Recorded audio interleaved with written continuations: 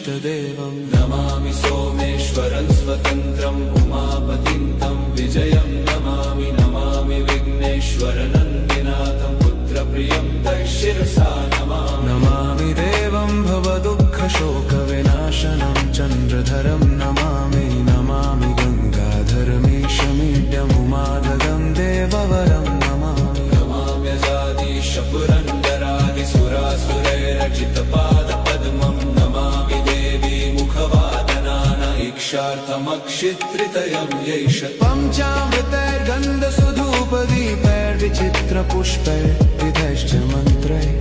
अन्नप्रकारैः सकलोपचारैः